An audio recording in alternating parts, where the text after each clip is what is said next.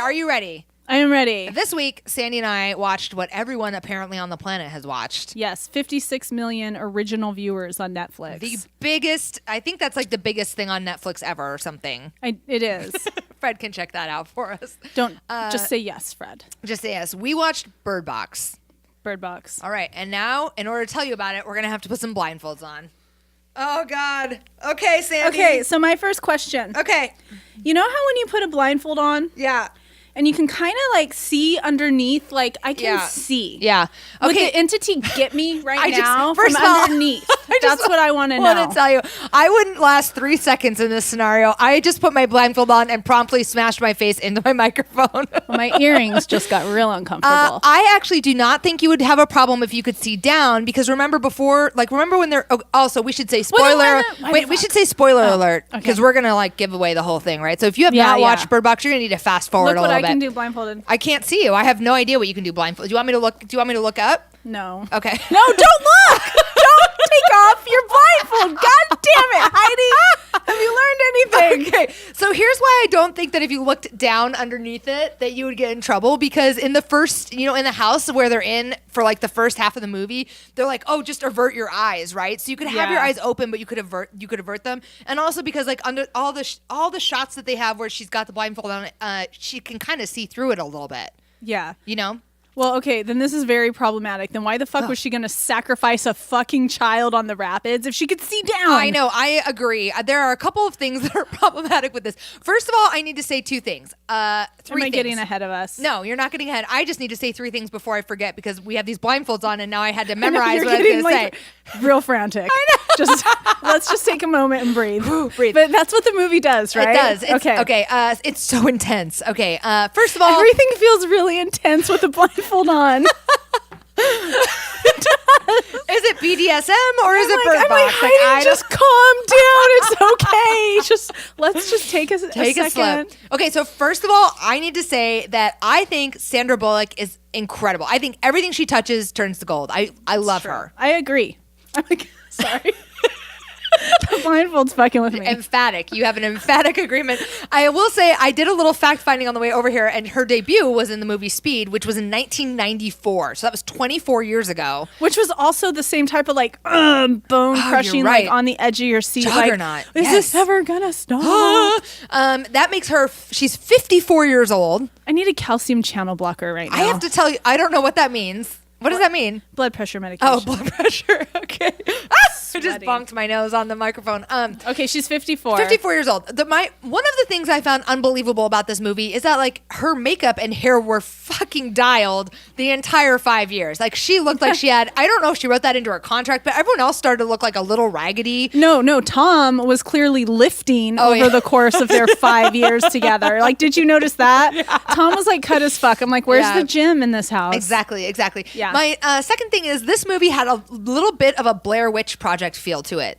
Oh. Did you agree? Because like where you could, part of this I feel like is that the Blair Witch Project is probably the last scary thriller movie that I saw. Well, the perspective, right? There was the perspective thing. The breathing, the franticness, and the not really being able to see. So that had me kind of some nostalgia for Blair Witch Project. And the third thing is there are so many holes in this. This is so strange that I just feel like this had to be a favor. This had to be like some producer at Netflix like got someone's kid or had a kid that somebody got into rehab or something, and they're like, "Oh man, I owe this guy a favor. We got to make this movie now," or something. You know what I mean? I do know what you mean. But I think that's the zombie genre. You don't fucking ask questions. Okay, and so that was my other. I was wondering if I had so many questions just because I am not familiar with this genre of film. Like, are they all like this? Well, I'm not either. I don't know. But I'm going to go out on a limb and say, yeah, probably. Because I think it followed the same formula as many zombie thrillers. Except, Tell me. I think that even like in zombie or post-apocalypse type of thrillers, there's a reason at the end. They tell you what the monster is. They tell you what the purpose is. Would have you're appreciated destroying the planet, and therefore the planet's destroying you. Would have appreciated a little bit more of a wrap up. It's like maybe they ran out of money. And they were just like, okay, we're done now. You made it there. She made it. She made it to the home for the blind. Yeah. And I get why the blind people did not have problems with the thing that you look at. That's totally, that makes a lot of sense. I do not understand why the criminally insane did not have this. Like, I understand why blind people were immune. I do not understand why the criminally insane were immune. Did you understand? Did I miss it? I didn't take it that way. No, they weren't immune.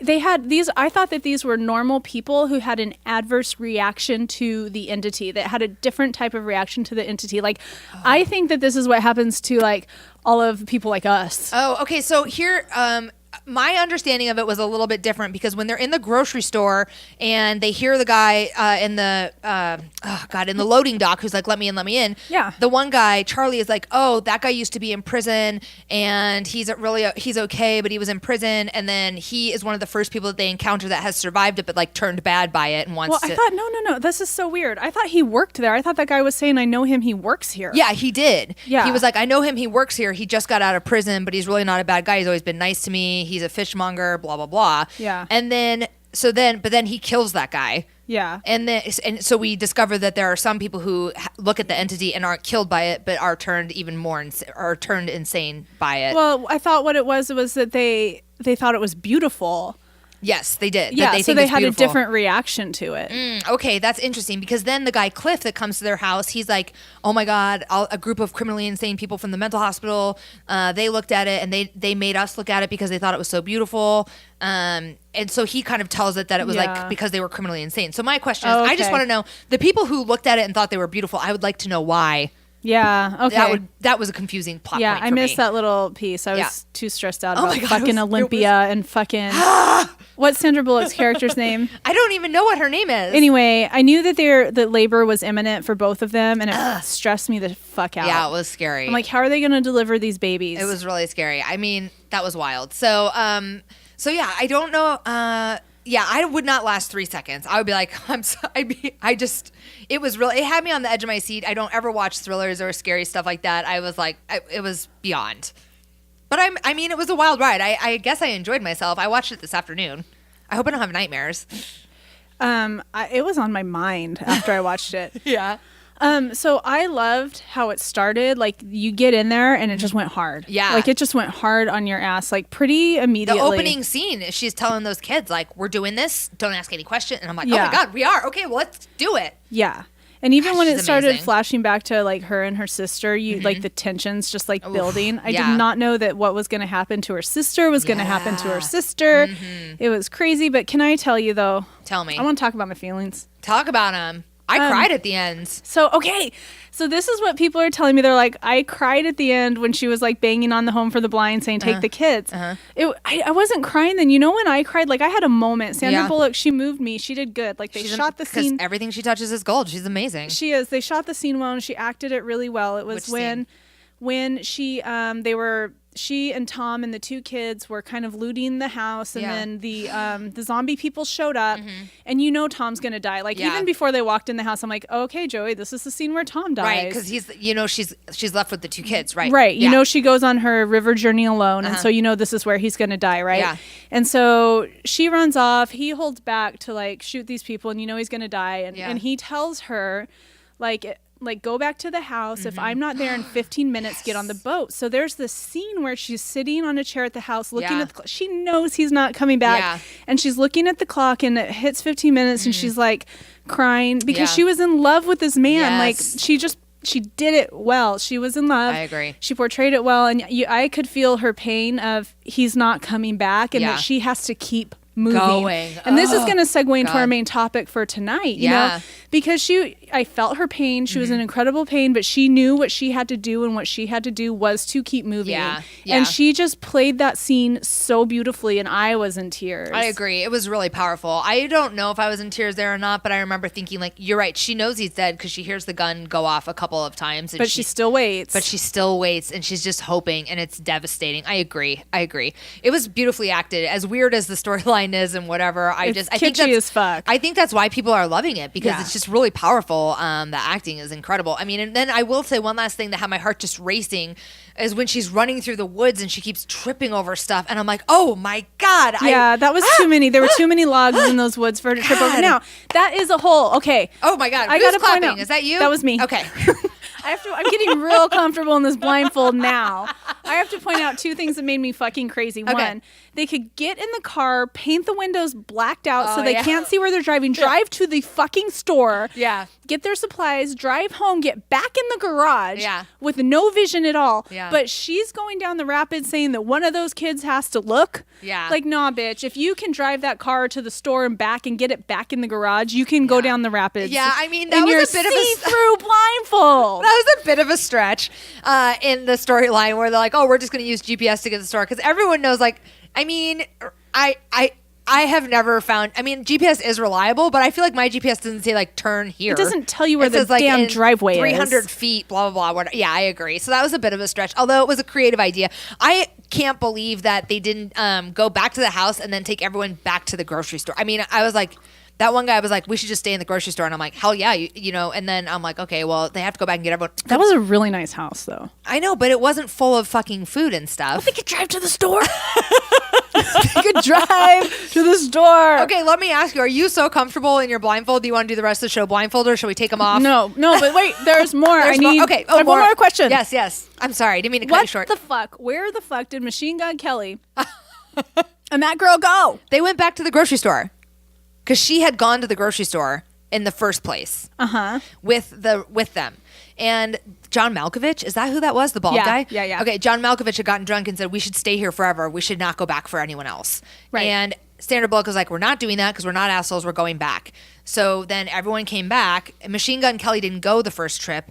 So what's her name went back to the house, they didn't show this as a scene, but I'm assuming she told Machine Gun Kelly, hey, there's a grocery store full of provisions. And he was like such a bad influence or whatever that he's probably like, let's steal the car and go. But you just made all that up. That wasn't actually portrayed in the film, right? Well, the only thing you see is you see them sneaking to the car, and you know that the car is critical to getting to the grocery store, and you know that she has also heard this idea of like, let's just hold up here forever. So I put 2 and 2 together on that. You're right. I guess I'm not. I wouldn't consider it making it up, but you made it up. I mean, it's a little intense. I think you made it up. Their intensity is a little high right now, Sandy. I'm just saying, I would consider that more like reading between the lines. No, using context to. I'm gonna go ahead and say, you even started saying I assume. I'm gonna go ahead and say you made that shit up. I need the script. I need that shit spelled out for me. I need to know where the fuck they went. This is interesting because I was reading this book about editing my own book, and it says you're not supposed to spell it out too much. You have to give your readers some credit that they're going to put 2 and 2 together. Well, that's true, but like they left big holes. We're talking about big holes. Yeah. Yes. I agree. Big dicks, big holes. They did not have. Well, Sandra Bullock had some big dick energy. She didn't fuck around. I know. Yeah. I know. I mean, that I feel like, she probably has that in real life too. She probably does. Okay.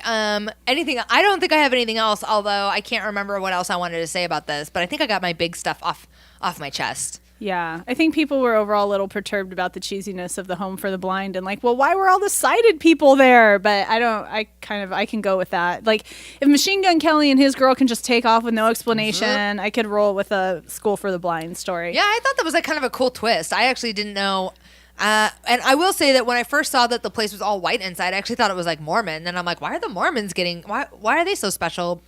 Oh, well, it was okay. This is what it was. This was the last thing that kind of like had me kind of laughing. By the end of it, I was like kind of laughing. Like, the world is ending around you. There are horrible monsters outside, and you're just like dancing around inside. Yeah, it was.